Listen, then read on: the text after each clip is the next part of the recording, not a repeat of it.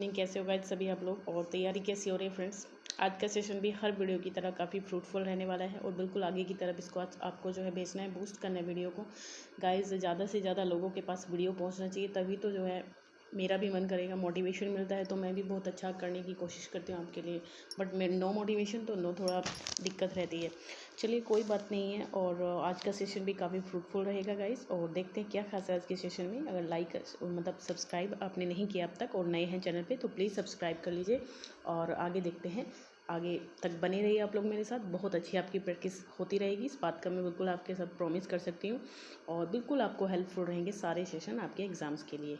देख लीजिएगा जब आप एग्ज़ाम में बैठेंगे तो बहुत क्वेश्चंस आपको फंसेंगे। चलिए बहुत ज़्यादा फंसेंगे। चलिए स्टार्ट कर लेते हैं बिना देरी किए और देख लेते हैं क्या खास है। लाइक शेयर ज़रूर कर देना है गाइस, बिना कहे, क्योंकि आप करते नहीं हैं और मैं कहती नहीं हूँ बार बार, ठीक है। चलिए तो पहला क्वेश्चन है हमारे पास। In which of the novels of Dickens the protagonist remembers how he had been a child Tom Jones a harmless creature.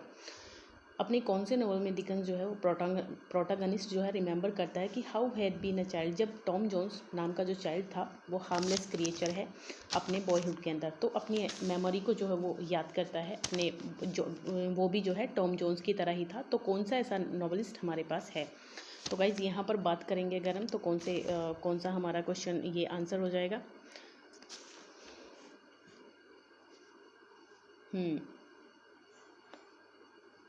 बताइए फटाफट से। तो हम जाएंगे डी ऑप्शन पर, यानी कि डेविड कॉपरफील्ड। बहुत लेंदी लग गया था, डेविड कॉपरफील्ड, राइट। तो डेविड कॉपरफील्ड की बात कर रहे हैं हम लोग, जो कि आया था 1849 से लेके, आप लोग समझ सकते हैं सीरियल ही होते थे इनके नावल। और थॉमस हार्डी का, तो ये थॉमस हार्डी का बहुत अच्छा नावल है, और 1849 टू 50 में जो है आया था हमारे पास डेविड कॉपरफील्ड, राइट, उसी का है। Dickens a tale of two cities refers to, जो आपने देखा है कि 1859 की बात करेंगे अगर, अ टेल ऑफ टू सिटीज़ की बात करें तो 1859 में आया थे, फ्रेंच रिवॉल्यूशन के ड्यूरिंग जो है ये है नॉवल, उसी पे बेस्ड है। तो इस नॉवल में जो दो सिटीज़ की बात की गई तो वो कौन सी हैं। तो यहाँ जो बात करेंगे इस लंदन एंड पेरिस की करेंगे, तो डी ऑप्शन पे जाएंगे सीधा बिना डिले किए। What is the unique quality of Dickens humour. Dickens के ह्यूमर की जो यूनिक क्वालिटी थी वो क्या थी। It blends humour with satire, it blends humour with romantic narration, it blends humour with pathos, या फिर नन। तो ह्यूमर विद पाथोस आ जाएगा गाइस, सी ऑप्शन, ठीक है, सी ऑप्शन पर हम लोग जा सकते हैं। फोर्थ क्वेश्चन हमारे पास है, विच of the following is not associated with Matthew Arnold. इनमें से कौन सा मैथ्यू अर्नोल्ड से एसोसिएट नहीं करता है। तो कल्चर एंड एनवायरनमेंट है, डोबर बीच है, थार्सिस है, या फिर इमेडोकल्स ऑफ एटना। तो कौन सा यहाँ पर आप लोग रन करेंगे आंसर पे। तो गाइज ये हो जाएगा आपका ऑप्शन ए, यानी कि कल्चर एंड एनवायरनमेंट, ये इनका नहीं है। ए ऑप्शन पे जाएंगे, ये इनका नहीं है, बाकी सारे के सारे इन्हीं का है। और ये एसोसिएट करता है, एसोसिएट मैथ्यू अर्नोल्ड से नहीं करता है। ये एक विक्टोरियन पोइट है जो कि जिनका ये प्ले है, ठीक है। चलिए, Matthew Arnold was not a an. Matthew Arnold क्या नहीं थे, पोएट, क्रिटिक, एसेस्ट, या फिर नॉवलिस्ट। इनमें से कौन सा टैग आप इनको नहीं दोगे। पोएट नहीं थे, क्रिटिक नहीं थे, पोएट तो थे, ठीक है। मैथ्यू अर्नोल्ड की थर्सिस पोएम है आपके पास, और एलिजी है, ठीक है। तो क्रिटिक बिल्कुल थे, एसेस्ट बिल्कुल थे, तो आई थिंक नॉवलिस्ट नहीं थे, है ना। मुझे ऐसा लग रहा है कि हम लोग जो है इस आंसर पे जा सकते हैं कि वो नॉवलिस्ट नहीं थे, ठीक है, या फिर एसेस्ट नहीं थे। इनमें से होना चाहिए गाइस वो एसेस्ट नहीं थे, ठीक है। नॉवल तो उनका रहा है। ही वॉज इंग्लिश पोएट थे, कल्चरल क्रिटिक थे और नॉवलिस्ट थे, ये बात आप जो है याद रखिएगा। उनके नोटेबल वर्क्स हैं, डॉबर बीच है, स्कॉलर जिप्सी है, थार्सिस है, कल्चर एंड एनार्की है। तो यहाँ जो हो जाएगा आपका सी हो जाएगा, ठीक है। Is there no life but these alone? Madman or slave, must man be one? The above lines are from, ये लाइन कहाँ की है। द बरीड लाइफ की है, फॉरसेकन वुमन की है, द समर नाइट, या फिर डेस्टिनी, कहाँ की है ये लाइन। तो इसका आंसर गाइस बनेगा, क्या बनेगा इसका आंसर देख लीजिए आप। तो यहाँ जो है सी ऑप्शन है गाइस, ठीक है, सी ऑप्शन पर जाएंगे। A summer night, is there no life but this alone, madman और slave, must man be one, the above line, ये यहीं से ले गए हैं। कहाँ से है, आ समर नाइट, जो कि मैथ्यू अर्नोल्ड की है, ठीक है, बेहतरीन पोएम है। चलिए which poem of Tennyson was his favourite? Poem जो टेनिसन थे, अल्फ्रेड लॉर्ड टेनिसन 1809 में पैदा हुए थे, 1892 में डेथ हुई थी। तो इनका अगर देखा जाए तो इनकी जो फेवरेट पोएम है वो किसको माना जाता है?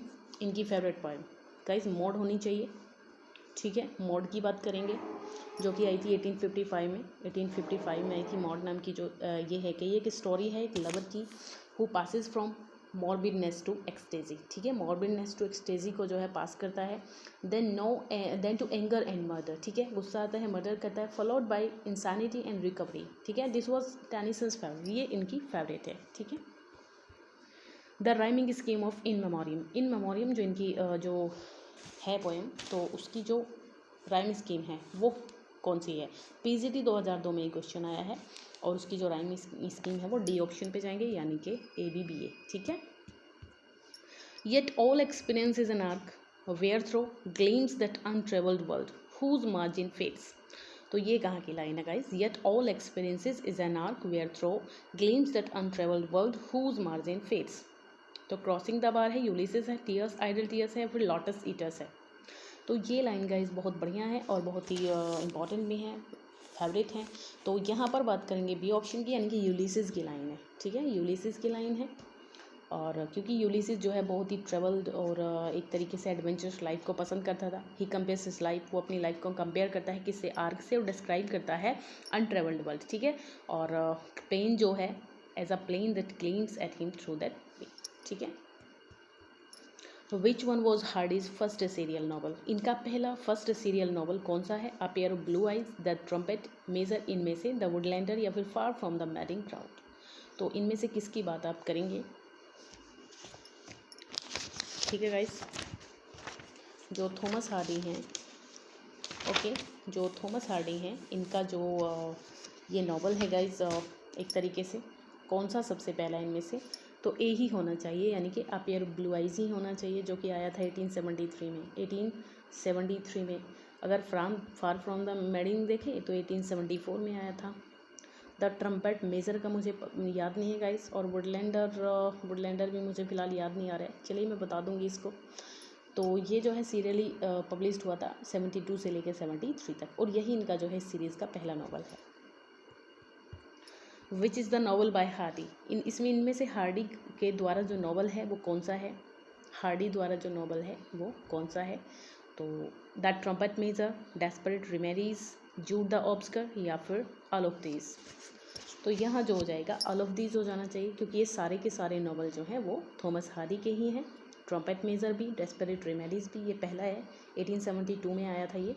और इसके बाद अ pair of blue eyes 1870, return of the native 1873, इस तरीके से आए हैं सारे के सारे। तो ये आपका हो जाएगा यहाँ पे, ठीक है। A dactyl is metrical foot consisting of? Dactyl जो है वो क्या कंसिस्ट करता है? 5 सिलेबस, 4 सिलेबस, 3 या फिर 2? तो इसका आंसर मे भी होना चाहिए ऑप्शन सी होना चाहिए यहाँ पर, ठीक है। ऑप्शन सी होना चाहिए मेरे अकॉर्डिंग तो। ओके। और डेक्टिल, सॉरी, डेक्टिल में गाइस आपका क्या रहता है? 3 रहते हैं। बी ऑप्शन होगा आपका, ठीक है। मैं थोड़ा कंफ्यूज थी, तो बी ऑप्शन होना चाहिए आपका, यानी कि 3 सिलेबल्स होते हैं, 1 लॉन्ग फॉलोड बाय 2 शॉर्ट। एक लॉन्ग होता है और 2 शॉर्ट होते हैं, ठीक है। चलिए, पहला लॉन्ग और उसके बाद 2 short.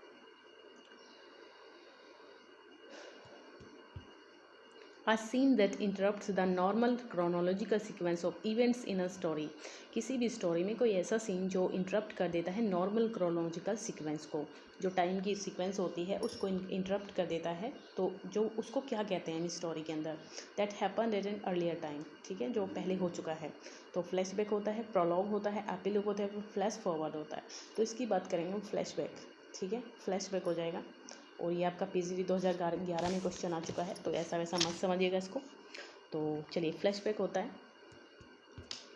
The term metaphysical points was first use by? Metaphysical points सबसे पहले किसके द्वारा यूज़ किया गया था? तो ये डॉक्टर जॉनसन ने सबसे पहले इसको यूज़ किया था, मेटाफिजिकल पॉइंट्स, ठीक है। Metaphysical points was first use by doctor Johnson.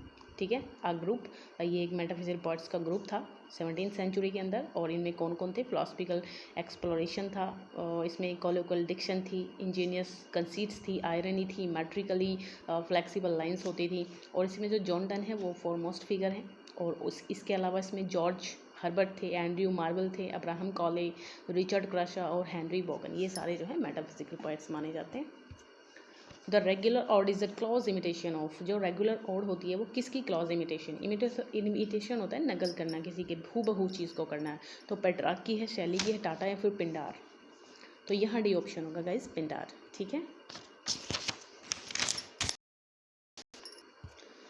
Correctly spelled word बताना है आपको, करेक्टली स्पेल्ड वर्ड आपको बताना है। अगर हम बात करें करेक्टली स्पेल्ड वर्ड की, तो हैबिट्स का क्या हो जाएगा? तो I according to me it's will be okay, B होना चाहिए, बी होना चाहिए गाइस। ठीक है, बी ऑप्शन हो जाएगा यहाँ पे। हैबिट्स HABITS होता है। चलिए नेक्स्ट है इंटेलेक्ट। इंटेलेक्ट में भी आई थिंक बी होना चाहिए, बी ही सही हो जाएगा। इंटेलेक्ट, हैबिट्स तो आपको पता ही है। इंटेलेक्ट की बात करें तो इसका मीनिंग जो होता है वो होता है एक तरीके से फैकल्टी होती है, faculty of reasoning and understanding objectivity. ठीक है, specially with regard to abstract matters, abstract matters के रिगार्डिंग जो अंडरस्टैंडिंग या रीजनिंग होती है फैकल्टी की, ऑब्जेक्टिवली, ठीक है, उसी को कहते हैं इंटेलेक्ट। मतलब हम कुछ बात कर रहे हैं, कुछ मॉरली कुछ चीज़ों को पे बात कर रहे हैं, कुछ मैटर्स को हम सॉल्व करते हैं, अचानक से इंटेलेक्चुअली जो चीज़ें आती हैं निकल के, तो उसी को कहते हैं। करेक्टली स्पेल बताना नेक्टर का, तो ए ऑप्शन होना चाहिए, ध्यान रखिएगा, NECTAR। ठीक है, नेक्टर। और नेक्टर होता है जो जिससे जो है मधुमक्खियाँ जो हैं वो चूसती हैं ना, वो डाल के नेक्टर, एक तरीके से पाइप होता है, फूड पाइप कह दीजिए उनका, मतलब जिसके थ्रू वो रस पीती हैं ना, उसको नेक्टर कहते हैं। करेक्टली स्पेल्ड अवेंट गार्ड का बताना है आपको। तो अवेंट गार्ड का देखें तो ये बी ऑप्शन होना चाहिए, अवेंट गार्ड बी ऑप्शन होना चाहिए। गार्ड से ध्यान रखिएगा, GARD होता है, GAURD नहीं होता है। तो इसका मीनिंग होता है गाइस, ये एक फ्रेंच टर्म है। ठीक है, मैं बता दूं आपको, फ्रेंच टर्म होता है। ठीक है, फ्रेंच टर्म है, और इसका जो एक तरीके से अगर हम देखें तो इसका मतलब क्या होता है? इसका होता है एक न्यू इन्वेंशन। ठीक है, न्यू इन्वेंशन, अगर नई कुछ खोज करते हैं हम, लर्निंग होती है, नई लर्निंग के बेस पे जो है चीज़ों को, जो है नई नई चीज़ों को हम ढूंढते हैं। श्रिल का एंटोनिम बताइए, श्रिल का एंटोनिम। देखिए, श्रिल जो होता है वो थोड़ा सा एक तरीके से भड़काऊ होता है, थोड़ा सा एक श्रिल अगर आप कहें, पियर्सिंग होता है, शार्प होता है टोन में, जो बहुत ही तीखा बोलता हो, है ना, तीक्ष्ण बोलता हो बहुत ज़्यादा। तो इसका एंटोनिम हो जाएगा मफल्ड, जिसका होता है लो वॉइस या फिर म्यूट। ठीक है, मफल्ड होता है इसका, बी ऑप्शन जाए। जेन्युइन जो बिल्कुल रियल है, जो दिखने में बिल्कुल वैसा ही दिख रहा है, जो बिल्कुल है, तो उसको जेन्युइन कहेंगे आप। तो जेन्युइन का क्या हो जाएगा? स्पूरियस होना चाहिए, स्पूरियस, RIOUS। और स्पूरियस की ये गलत लिखी हुई है स्पेलिंग, SPURIOUS होना चाहिए, स्पूरियस। ठीक है, स्पूरियस होता है थोड़ा सा एक तरीके से। जेन्युइन तो बिल्कुल रियल है, बिल्कुल एग्जैक्टली जो चीज़ है, इट एपियर्स, ठीक है, what it appears to be, not artificial। Okay, लेकिन स्पूरियस थोड़ा सा आर्टिफिशियल होता है, इट मीन्स फॉल्स, जो जेन्युइन, जो फॉल्स हो चीज़, जो दिखने में वैसी ना हो, जो वो रियल में है। अच्छा, वॉलंटियर का बताइए क्या होगा? वॉलंटियर, हाँ, ये वॉलंटियर बताना है आपको। वॉलंटियर होता है गाइस, जो एक तरीके से जो बिना किसी फोर्स के जो है फिर हम जेन्युइन पे आ गए। हाँ, हम बात करते हैं वॉलंटियर। वॉलंटियर होता है बिना किसी फोर्स के, अगर सेना में भर्ती जो बंदे हो रहे हैं उनको वॉलंटियर कहते हैं। ठीक है, लेकिन इसका हो जाएगा कॉन्स्क्रिप्ट। एंटोनिम बताना है आपको, कॉन्स्क्रिप्ट हो जाएगा। अगली तो नहीं होगा, अगली भी नहीं होगा एक तरीके से। और ये बार बार इस पर क्यों आ जाते हैं हम? अच्छा, इस पे है ना, वॉलंटियर पे। अच्छा, वॉलंटियर का होता है जो बिना, विदाउट एनी फोर्स, जो बंदा सेना में भर्ती होता है, आर्मी में होता है, तो सपोर्ट तो नहीं होगा, डिफेंड भी नहीं होगा, प्रोवोक भी नहीं होगा, तो इसका कॉन्स्क्रिप्ट हो जाएगा। कॉन्स्क्रिप्ट हो जाएगा जो फोर्सफुली, ठीक है, फोर्सफुली जब हम किसी चीज़ को, किसी व्यक्ति को सेना में भर्ती कर रहे हैं, तो उसको कहते हैं कॉन्स्क्रिप्ट। एजाइल, एजाइल होता है बहुत तेज़ी से चलने वाला। ठीक है, बहुत तीव्र, एक तरीके से स्विफ्टली मूव करने वाला।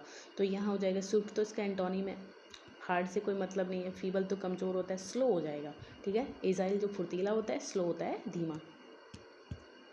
इनडिस्क्रेशन, अच्छा इनडिस्क्रेशन का मतलब क्या होता है? इंडिस्क्रेशन होता है अभद्र व्यवहार, बहुत ही विवेकहीनता के साथ जो कोई व्यक्ति बिहेवियर करता है तो उसको कहते हैं इंडिस्क्रेशन। तो यहाँ पर जो हो जाएगा आपका क्या होना चाहिए? हाँ यही होना चाहिए, ए ऑप्शन, सरकमस्पेक्शन, ठीक है, ए ऑप्शन होना चाहिए, सरकमपेक्शन, बहुत ही अच्छे तरीके से व्यवहार करना है, जेन्युइनली, ये होता है, ठीक है। अच्छा हाइब्रिड आपने देखा है आजकल जो है हर चीज़ में हाइब्रिड है, जो बीज हैं, जो सीड्स हैं, वो हाइब्रिड आ रहे हैं। तो दो से ज़्यादा प्रजातियों को मिला करके जो नया सीड्स तैयार किया जाता है उसको हाइब्रिड कहते हैं हम लोग। तो वैसे ही हाइब्रिड बहुत चीज़ कुछ है आजकल है, तो इसका जो एंटोनिम है, अपोजिट है, वो प्योर ब्रेड हो जाएगा, ठीक है, प्योर ब्रेड हो जाएगा हाइब्रिड का। कंपोजिट भी वही होता है, कंपोजिट भी संगत होता है, जैसे दो या तीन चीज़ों को मिला करके। फैमिलियर थोड़ा जाना पहचाना होता है, इग्नोरेंट अज्ञान होता है, ठीक है। तो ये सारी चीज़ें हैं आपके सामने और बहुत ही बढ़िया सेशन रहा है। आई होप आपको अच्छा लगा होगा। अच्छा लगा तो लाइक शेयर जरूर कीजिएगा और कमेंट सेक्शन में एक कमेंट भी डालिएगा कि आपको कैसे लगते हैं क्वेश्चंस और आपका स्कोर कितना बनता है, ठीक है। Okay bye guys, take care, फिर से मिलेंगे, तब तक के लिए बाय।